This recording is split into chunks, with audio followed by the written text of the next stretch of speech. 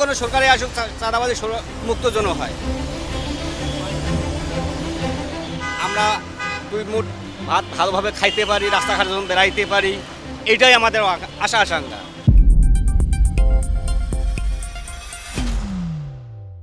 এই 12 তারিখের নির্বাচন আমরা সুষ্ঠু নির্বাচন চাই, কোনো যেন হ্যামগ্যাম যেন না হয়, যে সরকার হয় হোক, নির্বাচন আমরা খুব সুষ্ঠুভাবে চাই। আমাদের কথা এই চাঁদাবাজি সন্ত্রাসী মুক্ত যেন করে এই সরকার, যে কোনো সরকারে আসুক চাঁদাবাজি মুক্ত যেন হয়।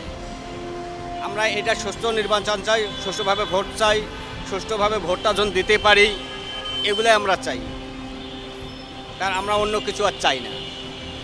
আমরা দুই মুঠ ভাত ভালোভাবে খাইতে পারি, রাস্তাঘাট যেন বেড়াইতে পারি, এটাই আমাদের আশা আকাঙ্ক্ষা। আমরা সরকারের কাছে এমন কিছুটা চাই না আমাদের ওরা পুষুক, আমরা নিজের কর্ম করি খাবো, কিন্তু আমরা চাই জিনিসটা যেন ভালোভাবে চলে, ভালোভাবে আমরা যেন চলতে পারি, রাস্তাঘাটে চলতে পারি, সন্ত্রাসী যেন মুক্ত হয়। রাস্তাঘাটে এই যে সেদিনকে আমাদের একটা রিক্সা চুরি হয়ে গেছে, ছিনতাই করে ডাঙে মারে নিয়ে গেছে, এগুলো আমরা চাই না। এটা আমরা সন্ত্রাসী মুক্ত চাই।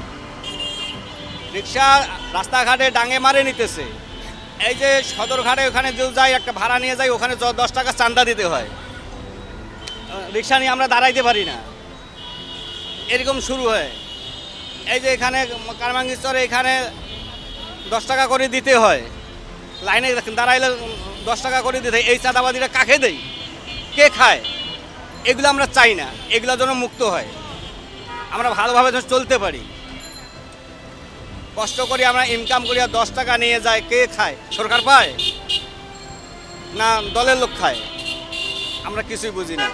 ভিশন এম্পোরিয়ামে চলছে কিস্তিতে কিস্তিমাত অফার, সহজ ডাউন পেমেন্টে ঘরে আনুন পণ্যের সমাহার।